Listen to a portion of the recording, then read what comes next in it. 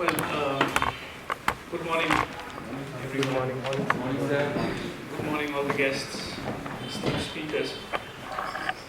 Well, it's a privileged moment to host all of you together.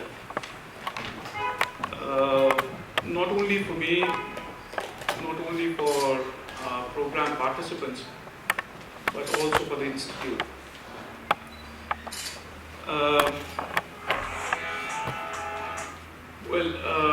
Before I invite our Director, Professor Amitabha, I take this opportunity to introduce the speakers who are going to be there with us on both the days and are going to speak from their own experience and understanding about the context of India-China business. Well, something which is interesting here is that we have a group of people who have who are established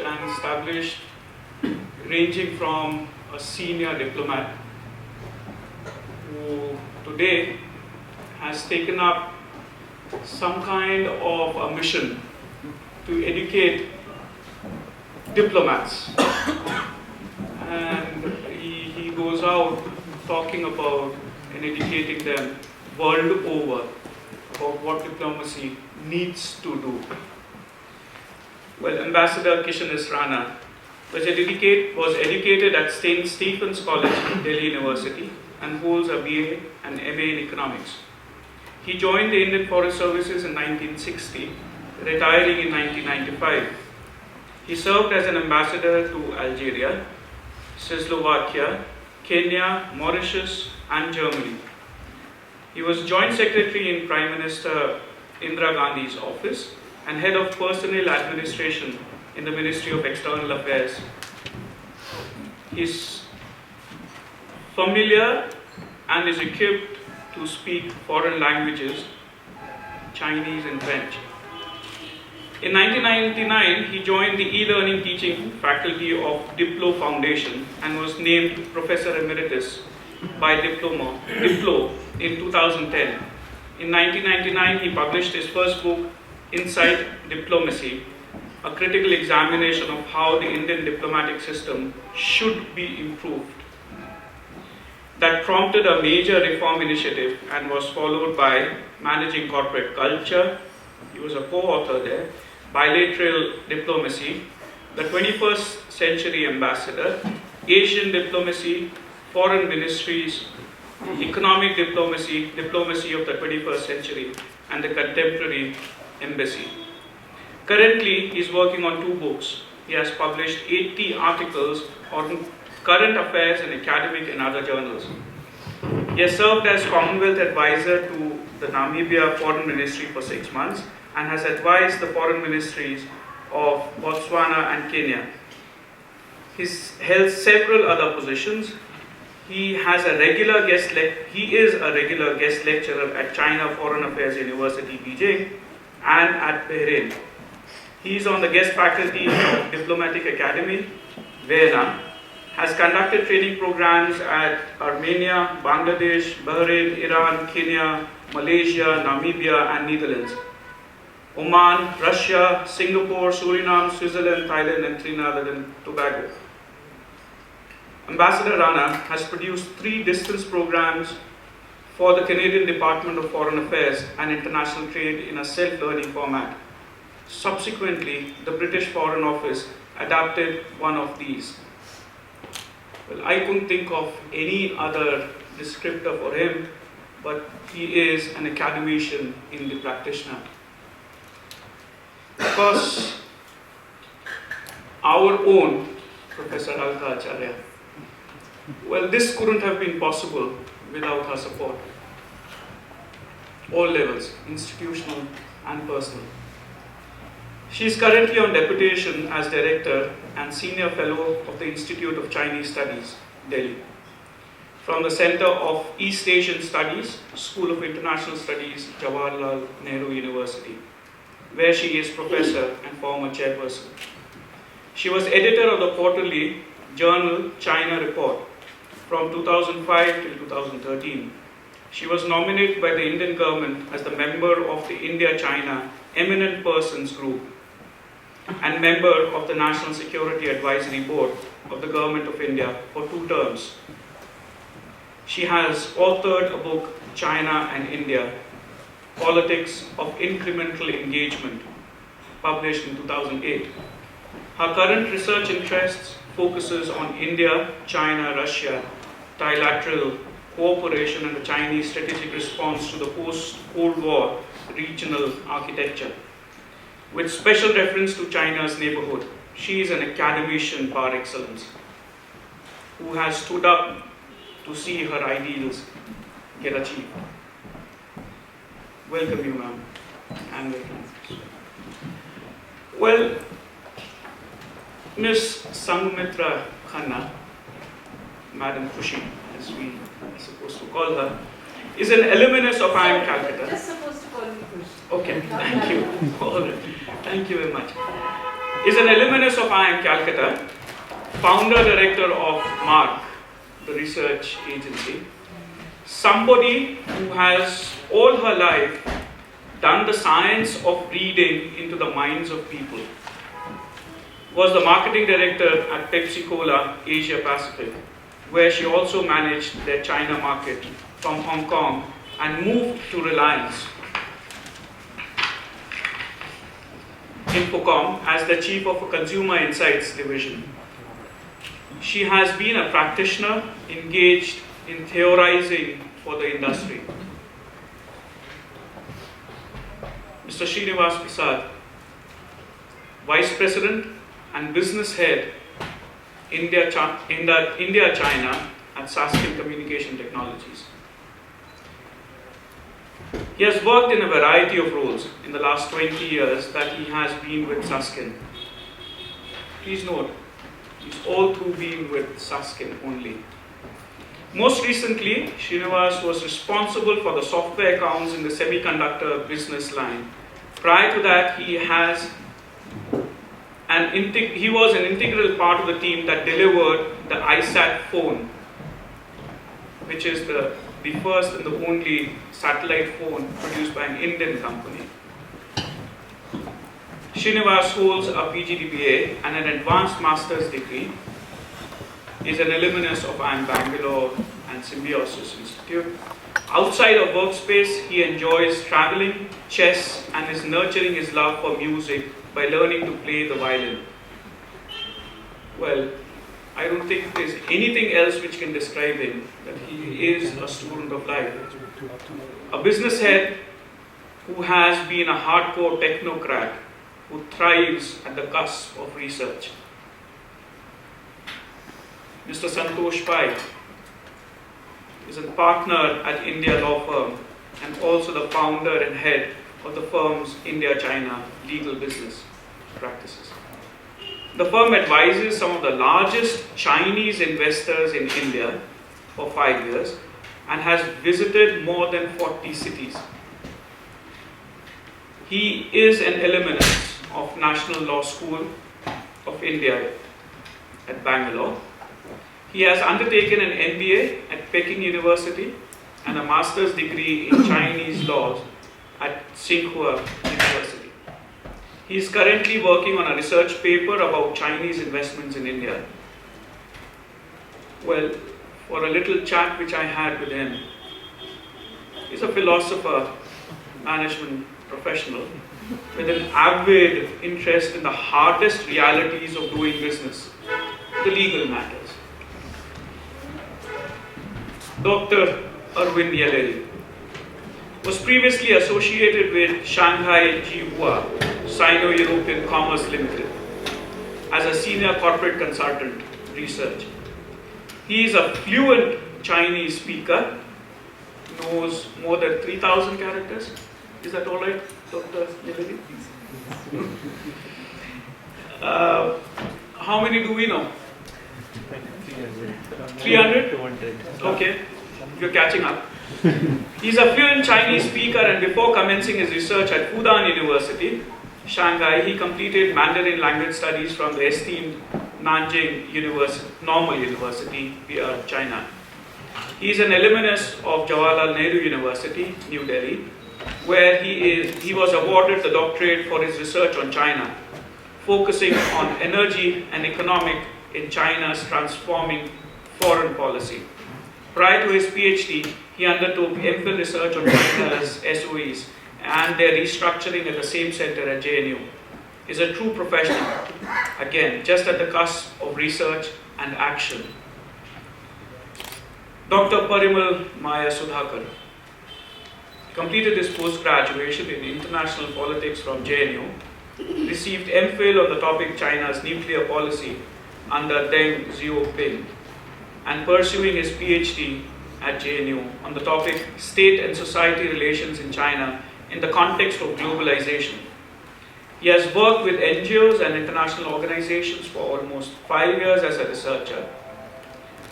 Earlier worked as a Marathi newsreader at AIR Delhi, regular columnist with Marathi newspapers, and participated in primetime discussions on TV9, Jai Maharashtra, ABP Maza. He has served as an elected Joint Secretary and Vice President of JNU Students' Union, somebody who is a believer in action with a heart into academics. Our own Professor Sanjay Mukherjee, who would join us later, is also a speaker. He is meeting one of his classes. He is a graduate in mechanical engineering from Jadavpur University, Calcutta. He obtained his postgraduate diploma from IIM Calcutta and a PhD from Jadavpur University. Was associated with the Management Center of Human Values at IIM Calcutta. Professor Mukherjee was nominated the Aspen Scholar and was the only Asian invited to participate in a flagship executive seminar and 2 leadership conferences of Aspen University Institute in Colorado.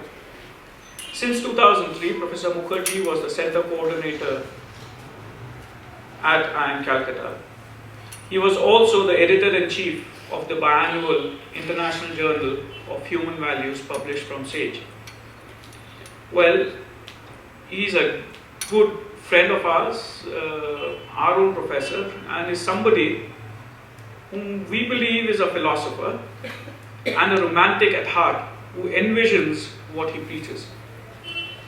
Well, I think this was important to, as a beginning, to introduce the speakers to understand what we are going to be into for the next 2 days. And the primary reason to keep this as a small group is to engage in a dialogue with all of these people. And what I understand that each one of these people are looking forward to engage in a dialogue with each one of us present here. Well, now I take this opportunity to request our director, Professor Amitabha, to address the speakers and welcome them to the Institute.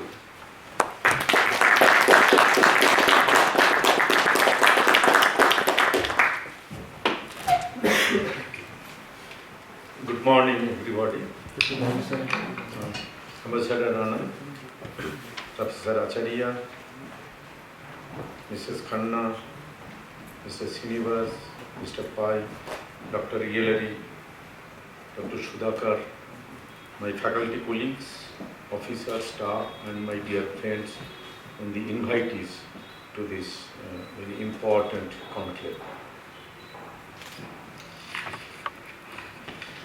Almost 4 months before,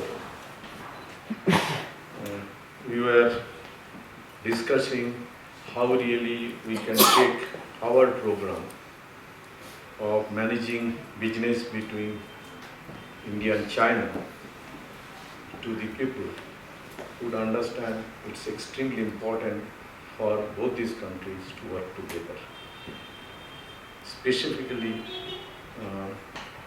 the economic front, in general, and the socio-cultural front.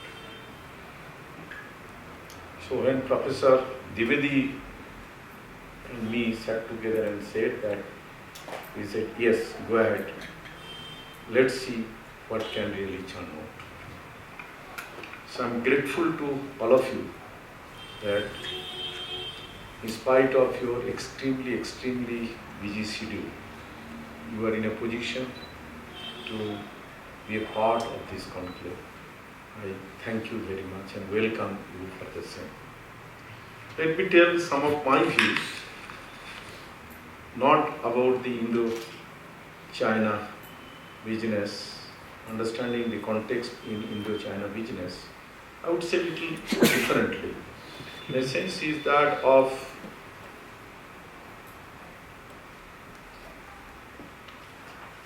'62, I was in class 4, and one of my classmates, he was little older to me, was taking part in '62 election as a campaigner.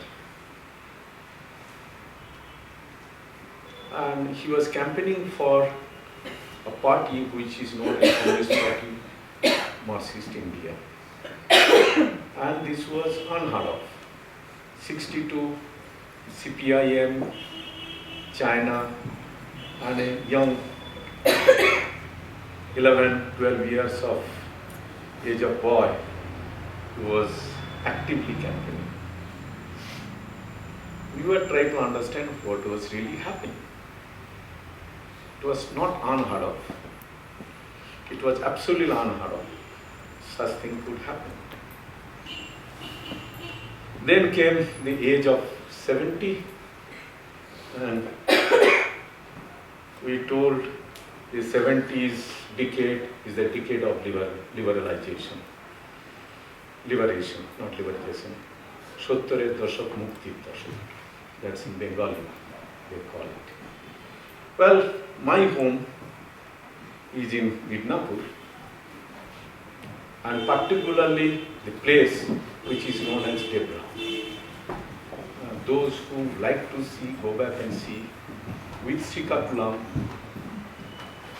with Naxalbari, Debra and Gopipallapur are equally known for the breakaway group from the Marxist, CPI, to form the group known as Naxalite group, primarily because of Charu Majumdar, Kanu Sannal, and Jangal Shanti. I'm putting it in perspective because we need to understand. I have come from a Gandhian family. Father was an active Gandhian, I would say more than that.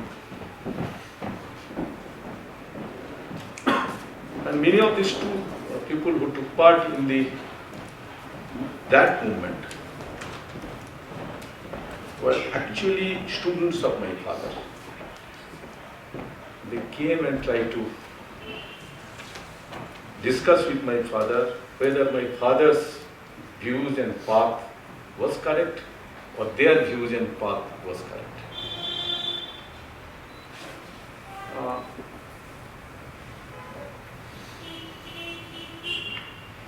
My research, I'm an ergonomist, work on agricultural ergonomics. Fortunately or unfortunately, I had a chance to work at Naxalbari. The place is known as Ineti Garden, known as Darjeeling Jalpaiguri Tea Estate or Fulbari Tea Estate, which is, I had a chance to work at Debra, that's my hometown, home place. I had a chance to work at Ranchi, and I had a chance to work at Dumka, which is Bengal-Bihar border. And I saw the problems of the people who were really going through the very difficult situation. I'll give one example to understand. When we were working at Fulbari Tea Estate, that time I was a student. One day we decided to go to the village and just to collect some data with reference to lung function test, their other parameters. the ladies were not coming out. We felt it's probably because of social reasons. But that not really the reason. Reason was they did not have a cloth to come out, because the decent cloth, one piece which they had, that was owned by the male folk who had gone to the garden to pluck the tea leaves. In Goa, it is the male workers. In Assam and Darjeeling, it is the female workers. I had a chance to work both at all the places in Assam, Darjeeling, and also in tours.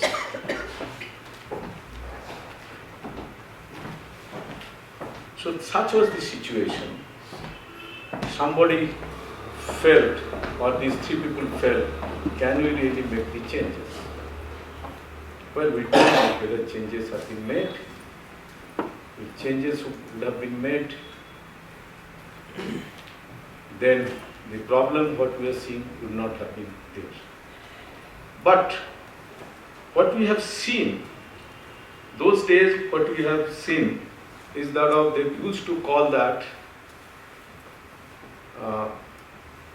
the power comes from the gun.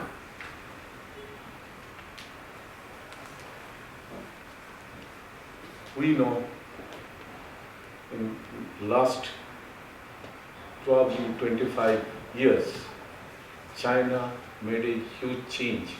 And they told the power comes from economics and business. And that changes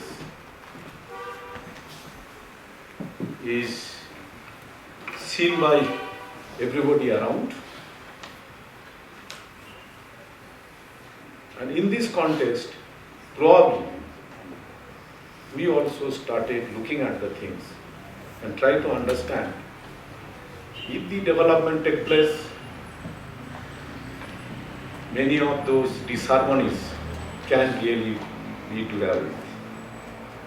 I have come from a village, from a family of marginal farmer. I understand the difficulties of a marginal farmer.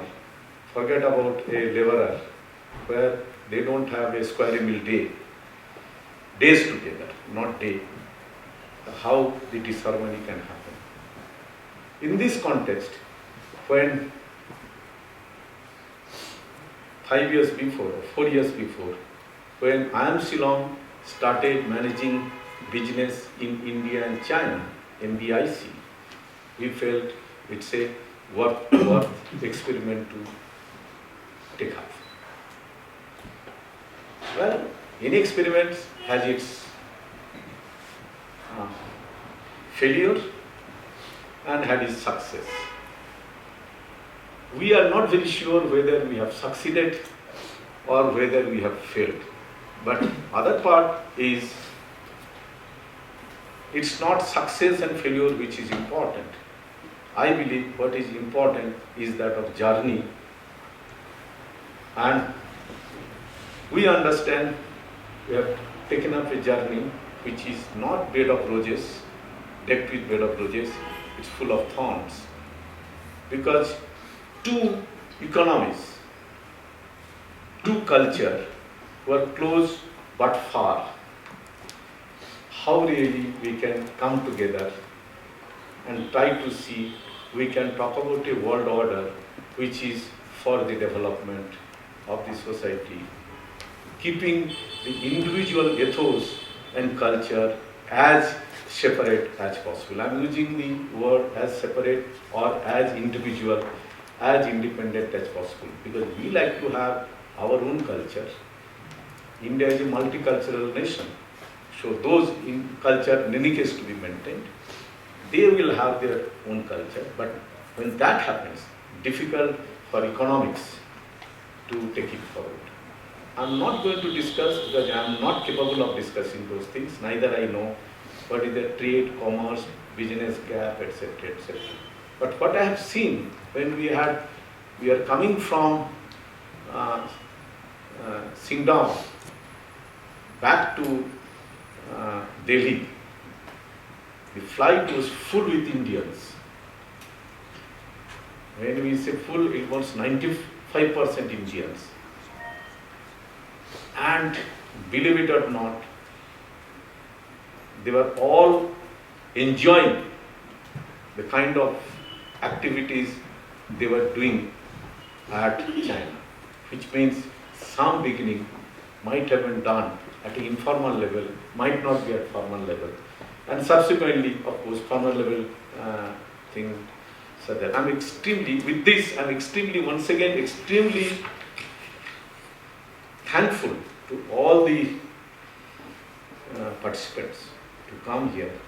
I intentionally brought the difficult realities between in 70s of that red book which was used by people to that of probably we'll have to talk about a red book of how the economic development really takes place. And if that happens, we believe we'll be able to take this dialogue forward. We'll be extremely happy to be a part of this dialogue as a squirrel who was a part of building the Rameswaram bridge, bringing small pebbles. We don't want to be more than that. We like to be a squirrel, to be a part of the journey. Thank you very much. Welcome once again.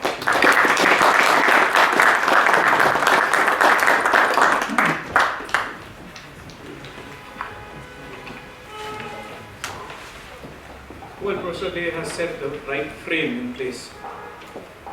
And the only picture which we could think of what we are going to generate at the end of the 2 days is that we are trying to create a picture, a beautiful canvas, which of course Ambassador Rana is going to begin with his master strokes. But before the ambassador begins with his master strokes, may I please request Professor Alka Acharya to set the canvas right.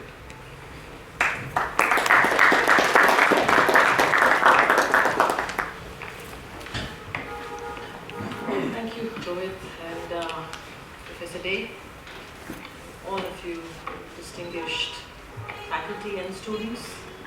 Very good morning to all of you. Good morning, ma'am.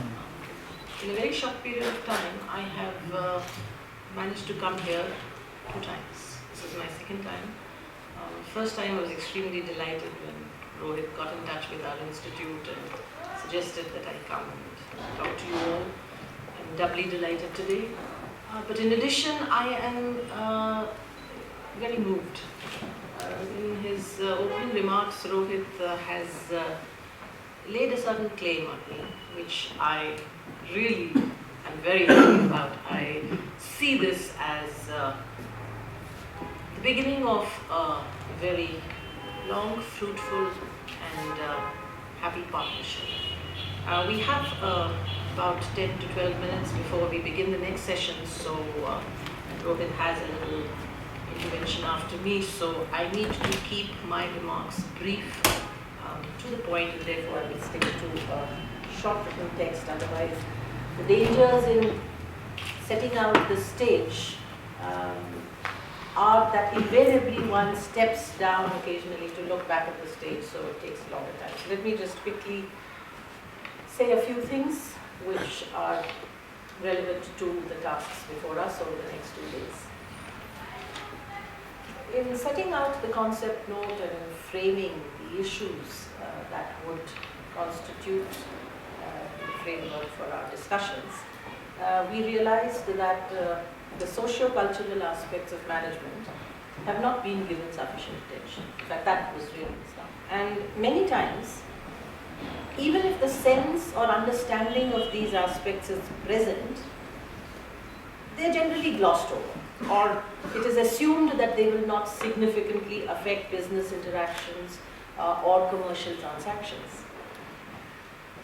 We also realized that as we were thinking and planning this out, that the Euro-American models which have dominated the scene have been both a blessing as well as a curse in many ways, because the blessing is that they have set up structures which are familiar to across the world.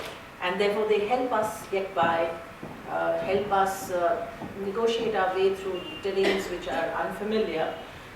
But as the theme of our conclave testifies, we have realized that it is high time that the context was brought center stage, especially at this juncture, when China is looming ever larger on our business and trade horizon.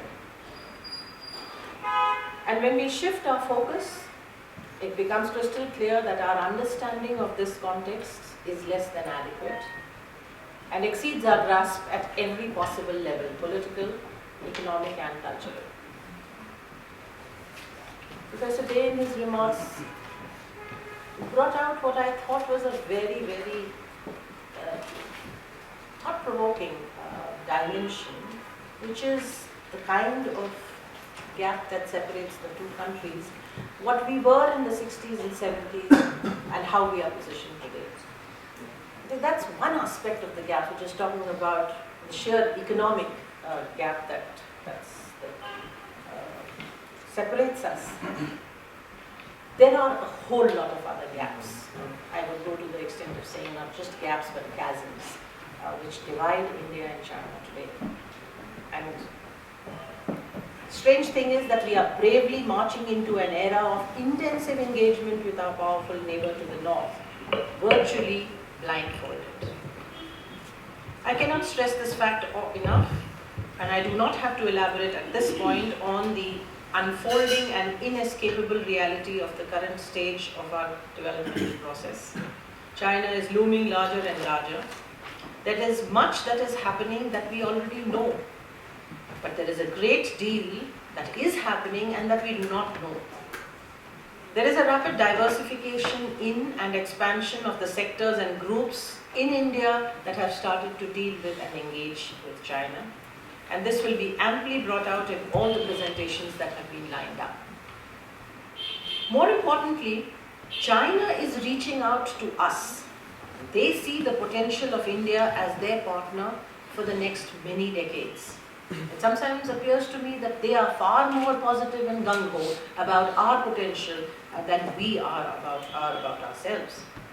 They are offering us opportunities that must be grabbed swiftly, but with full understanding about what and whom we are dealing with. Yours will be the generation that will be most intensively occupied with China, negotiating, bargaining, managing on a daily, and given the revolution in communication technology, maybe even on an hourly basis. You will need to be armed, fortified and strengthened with knowledge and insights about your future partners, employers, and maybe even employees. This is the partnership of the 21st century. It is certainly one of the most critical for our development and modernization.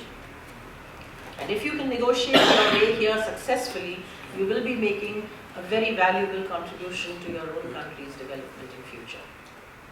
It is in this great endeavor that the ICS is making its humble contribution. As I mentioned, we were delighted when the IIM and the leader of this program, Rohit, reached out to us. And in the two occasions that I have come, I see that this can be the start of a very interesting and valuable partnership. The IIM Shillong has been the first one which has had the prescience and foresight to start a program on India-China studies. In this conclave, we are bringing the focus on the context, which to my mind, and as was also mentioned in Professor Day's lecture, will be a very critical factor in understanding how we need to go about this great task.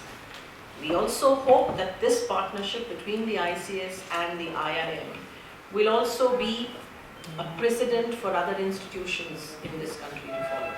Because clearly, as we have started to reach out to other institutions also in the country, the ICS mandate is about networking with all educational institutions in the country which are interested in either promoting or improving or introducing China studies in their country. And as we have, over the past decade, as we have interacted with all these institutions, we realize that there is this huge gap.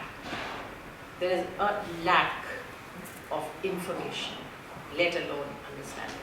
So we hope that this could be a kind of a model whereby we can fill these gaps and you people could also be very significant in spreading the message about the need to understand this great, powerful neighbor. Professor Day spoke about endeavors having both successful aspects and aspects of failure. But he rightfully said that it's the journey that becomes most important. In Sanskrit there is a little saying, charati charato bhagat, which is that the journey is the destination. And I think when I look at this journey of ours, it enthuses me immensely. And I hope that the team that we have brought here, very, very interesting team, will be able to open up this huge challenge, but potentially a very exciting challenge that we need to engage with. So with that, I will stop and give the floor back to you. Thank you.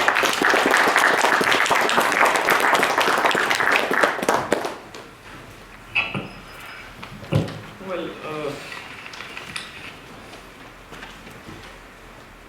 it's only a continuation of what Professor Acharya just now mentioned.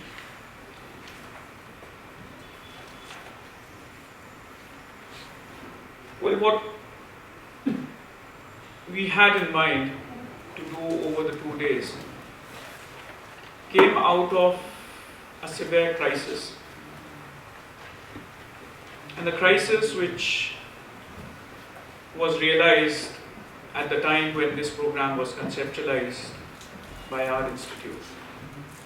Maybe then we may not have realized, but it's only in retrospect when we start referring to some other people that we realized that what we thought was right, and that this program would try and address that crisis in the theory as well as practice of management.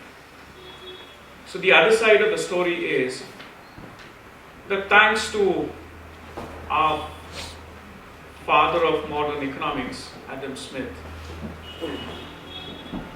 with the amount of emphasis which he gave to human need and satisfaction of human need, which got stretched by industry, by businesses, by all other agencies involved, to an extent that the world seems to stand at a stage where nothing seems to work. Well, what I'm referring to is some of the models which Mr. Alka Acharya mentioned, the Eurocentric models, the models which originated just after Second World War, where technologies of mass production and the pursuit of wealth creation by the industry as a function of society led societies globally to reach a point where there are answers which are yet to be found. Well, this comes as one of the mandates which we at Shillong had set for ourselves. We said that we want to be an institute of sustainability.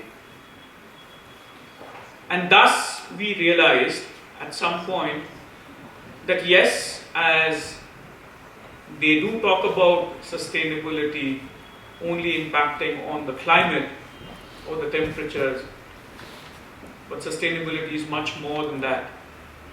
Sustainability today, as we understand and some of us here in the institute believe in, is the effort to address the crisis of abundance, the crisis of this endless pursuit of wealth creation at all costs. And what do we see? Is all what we know is disparity, inequality.